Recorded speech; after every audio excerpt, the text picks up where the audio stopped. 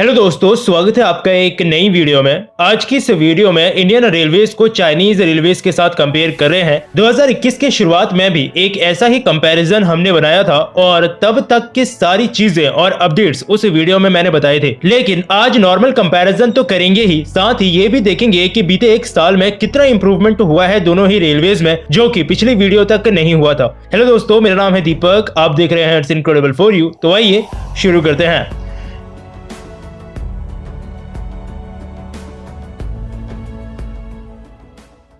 तो इस वीडियो में वो चीजें ज्यादा इंक्लूड नहीं करूंगा जो कि पिछली वीडियो में ऑलरेडी बता चुका हूं, इसीलिए हिस्ट्री से शुरुआत करते हैं। चाइना की हिस्ट्री से ही शुरुआत करेंगे। जुलाई 1876 को चाइना में मौजूदा शंघाई के अंदर सबसे पहले रेलवे को बनाया गया था। किंग डायनेस्टी के अंदर रेलवे चाइना के अंदर उस समय बाकी दुनिया के मुकाबले काफी लेट आई थी और उसका कारण ये था कि इंडस्ट्रियलाइजेशन के ऊपर इतना ध्यान उस समय चाइना में नहीं दिया जाता था और दुनिया के मुकाबले ही नहीं, भारत के मुकाबले भी चाइना में रेलवेज लेट थी। ब्रिटिश राज के टाइम पे इंडिया में 8 मई 1845 को इंडियन रेलवेज की नींव रख दी गई थी और 1853 में पहली पैसेंजर ट्रेन भी इंडियन रेलवेज द्वारा चला दी गई थी। यानी चाइना में रेलवे शुरू होने से काफी पहले इंडिया में रेलवे चलनी भी शुरू हो गई थी। लेकिन आज हालात काफी अलग है। वैसे दोनों ही कंट्रीज साइज और पॉपुलेशन के मुकाबले भी दुनिया की दो बहुत बड़ी कंट्रीज हैं। तो शुरुआत हम लोग इनके सिस्टम लेंथ से ही करते हैं। पिछली वीडियो में अगर आपको याद हो तो चाइना का टोटल सिस्टम लेंथ मैंने आपको 1,46,000 किलोमीटर के आसपास बताया था, जो अब बढ़कर 1.5 लाख किलोमीटर को क्रॉस कर चुका है। यानी चाइना लगातार अपने सिस्टम को बढ़ाने में लगा हुआ है।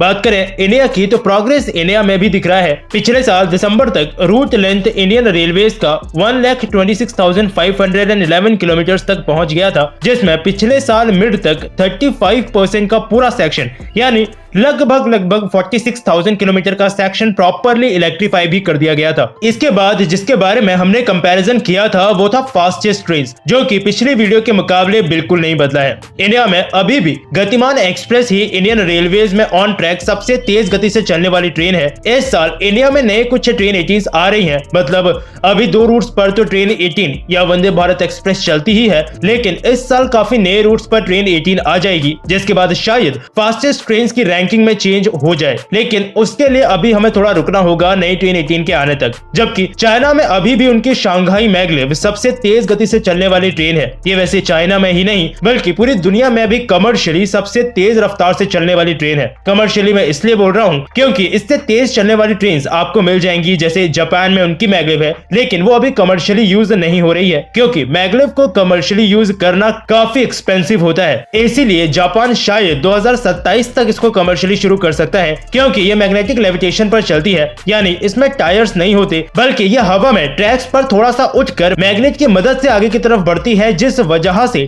टायर्स ना होने और फ्रिक्शन ना होने की वजह से इसकी स्पीड पर कोई फर्क नहीं पड़ता और ये काफी तेज गति से चल सकती है। वैसे मैग्लेव के अलावा चाइना रेलवे स्पीड के मामले में भी दुनिया में नंबर 1 पर है। दुनिया में सबसे बड़ा हाई स्पीड रेल का नेटवर्क चाइना में ही है, या सिंपल सी भाषा में बोलूं तो दुनिया में जितना भी high speed railway network available है उस पूरे का 2/3 अकेला सिर्फ चाइना के पास ही है। आपको पिछली वीडियो में बताया था कि चाइना के पास उस वक्त 37,900 किलोमीटर का हाई स्पीड रेलवे का नेटवर्क था, जो कि पिछले साल के खत्म होते होते 40,000 किलोमीटर को क्रॉस कर गया है। यानी इंडिया में जितना हमारे पास रेलवे नेटवर्क इलेक्ट्रीफाइड था ना पिछले साल के मिड तक, उससे सिर्फ थोड़ा सा कम आज चाइना के पास हाई स्पीड रेलवे का नेटवर्क अवेलेबल है। जबकि इंडिया के हाई स्पीड रेलवे का आपको पता ही है, चैनल पे यूट्यूब पे काफी लोग कंस्ट्रक्शन अपडेट डालते रहते हैं हमारे पहले हाई स्पीड रेल कॉरिडोर का, जो कि मुंबई अहमदाबाद के बीच बन रहा है। वैसे कहने के लिए मुंबई अहमदाबाद के बीच बन रहा है, लेकिन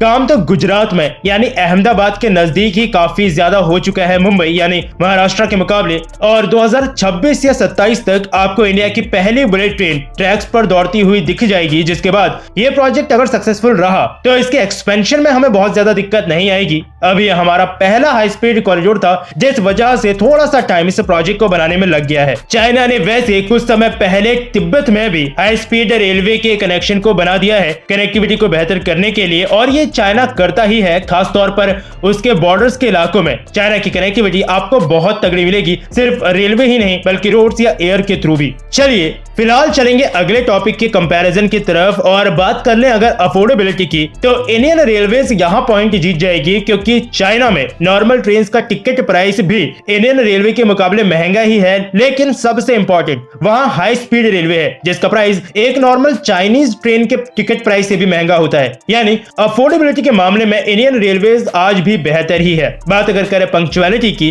तो पिछली वीडियो में मैंने बताया था कि इंडियन रेलवेज का पंक्चुअलिटी रेट उस वक्त 70% था। मतलब उस वक्त नहीं था, लेकिन उस समय तक जो थोड़ा सा पहले का डेटा अवेलेबल था उसके मुताबिक 70% था। जबकि अभी कुछ समय पहले मिनिस्ट्री के स्टैटिस्टिक्स के मुताबिक पिछले साल अप्रैल से पिछले साल नवंबर तक, यानी पिछले साल के बिल्कुल एंड होते होते इंडिया में इंडियन रेलवेज का पंक्चुअलिटी रेट 93.29% रहा है। यानी अगर ये सही है तो मिनिस्ट्री के डेटा के मुताबिक हमें इंडियन रेलवेज में काफी अच्छा इंप्रूवमेंट देखने को मिला है। जबकि चाइना में पंक्चुअलिटी रेट एक बहुत बड़ा बेस हम नहीं कह सकते कंपैरिजन का, क्योंकि नॉर्मली हर ट्रेन वहां पर टाइम पर ही आती है। अनटिल और अनलेस कोई बहुत बड़ी प्रॉब्लम ट्रेन या सिस्टम में हो गई हो तभी जाकर कोई ट्रेन लेट होती है, नहीं तो 95 से 98% का पंक्चुअलिटी रेट चाइनीज रेलवेज में नॉर्मली रहता ही है। चलिए अभी बढ़ेंगे आगे और अब कवर करेंगे हम लोग लग्जरी ट्रेन को। तो इंडिया के अंदर काफी सारी लग्जरी ट्रेन है, आपको पता होगा, जैसे Maharaja express, palace on wheels, Deccan odyssey और भी काफी सारी। और इंडिया में नंबर्स भी लग्जरी ट्रेन का चाइना के मुकाबले ज्यादा है। जबकि चाइना में शांग्रीला एक्सप्रेस ये इनकी एक काफी फेमस लग्जरी ट्रेन का नाम है। इसके साथ साथ 3-4 और ट्रेन हैं जिन्हें चाइना लग्जरी ट्रेन की तरह ऑपरेट करता है, लेकिन इंडिया के मुकाबले लग्जरी ट्रेन के मामले में चाइना इंडिया का मुकाबला नहीं कर सकता। इंडिया की एक अकेली महाराजा एक्सप्रेस ही चाइना की सारी लग्जरी ट्रेन के लिए काफी है।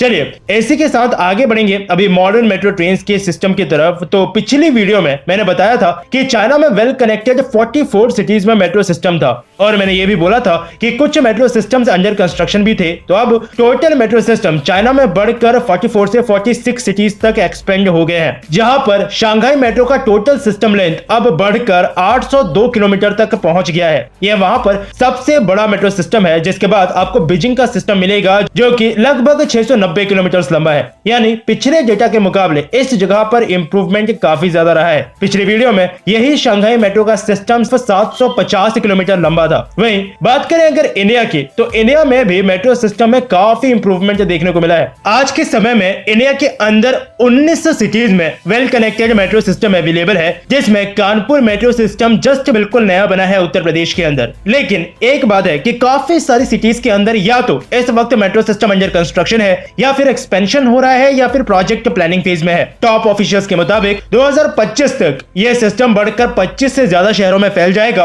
और 2047 यानी 2047 तक इंडिया में 100 सिटीज में वेल कनेक्टेड मेट्रो सिस्टम हो जाएगा। यानी उस वक्त 100 अलग अलग सिटीज में इंडिया के अंदर मेट्रो ट्रेन चल रही होंगी। लेकिन इस सिस्टम के मामले में इंडिया अभी चाइना से थोड़ा पीछे जरूर है। अब वो डिपेंड करता है कई चीजों पे, जैसे क्या सच में हमें जैसे चाइना ने बनाया है तो इतने बड़े एक्सपेंशन या इतने ज्यादा मेट्रो सिस्टम्स की जरूरत है, या जिस रफ्तार से अभी हम लोग चल रहे हैं यही हमारे लिए सफिशिएंट है। इसका जवाब आप लोग ही दे दीजिएगा नीचे कमेंट सेक्शन में। और साथ ही ये भी बताइएगा कि जैसे चाइना में मैगलेव है, वही मैग्नेट पे चलने वाली ट्रेन, तो इंडिया में भी मैगलेव को लाने की बातें हो रही थी, लेकिन खर्चा बहुत होता है इसको बनाने में। तो क्या इंडिया में मैगलेव जैसे प्रोजेक्ट पर खर्चा करना चाहिए, या उस पैसे को मेट्रो सिस्टम बनाने में या फिर इंडियन रेलवेज को बेहतर करने में यूज करना चाहिए? आपकी क्या राय है नीचे कमेंट सेक्शन में जरूर बताइएगा। खैर आखिर मैं आपको लेकर चलूंगा दोनों ही रेलवे सिस्टम्स के फ्यूचर प्रोजेक्ट की तरफ, और इसमें जरूर पिछले वीडियोस के मुकाबले कुछ नई चीजें इंक्लूड हुई हैं। पिछली वीडियो में मैंने जो चीजें बताई थी उनमें थी हाई स्पीड रेल यानी बुलेट ट्रेन। इसमें अपडेट ये है कि प्रोजेक्ट के आसार दिख रहे हैं 2026-27 तक पूरे होने के। बाकी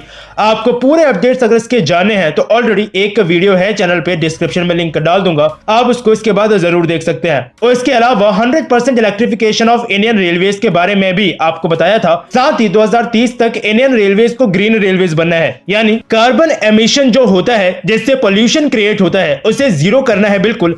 साथ ही हाइड्रोजन ट्रेन इस वक्त एक नई अपडेट है, जहां इंडियन रेलवेज हाइड्रोजन से चलने वाली ट्रेन को भी टेस्ट करेगा ताकि इसे इंडियन रेलवेज में यूज किया जा सके और कार्बन एमिशन को बिल्कुल खत्म किया जा सके। साथ ही फ्रेट कॉरिडोर, इनके बारे में मैंने वीडियो में बात नहीं की है क्योंकि ऑलरेडी बहुत बार मैं इनको वीडियोस में इंक्लूड कर चुका हूं, जहां ये कॉरिडोर्स इंडिया बना रहा है फ्रेट यानी कि मालगाड़ियों के लिए, जो कि इसी साल जून तक पूरी तरह से कंप्लीट हो जाएंगे। और अगर बात की जाए अब चाइना की, तो पिछली वीडियो में भी मैंने बताया था कि चाइना अभी भी अपने हाई स्पीड रेलवे नेटवर्क को बढ़ाने में लगा हुआ है और ये इस वीडियो में हमने देखा भी, क्योंकि चाइना का हाई स्पीड रेल नेटवर्क लगातार बढ़ता जा रहा है। साथ ही चाइना हाइपर लूप पर भी काम कर रहा है, एक ऐसी टेक्नोलॉजी जिसमें कुछ पॉड्स एक सील्ड ट्यूब के अंदर से ट्रेवल करती हैं और कोई भी हवा का दबाव या फ्रिक्शन नहीं होने की वजह से काफी तेजी से ट्रेवल कर सकती हैं। इसके अलावा अपने नेटवर्क को भी चाइना धीरे धीरे स्ट्रॉन्ग करता जा रहा है, यानी आने वाले समय में आपको चाइना का सिस्टम लेंथ और ज्यादा बढ़ता हुआ जरूर दिखेगा।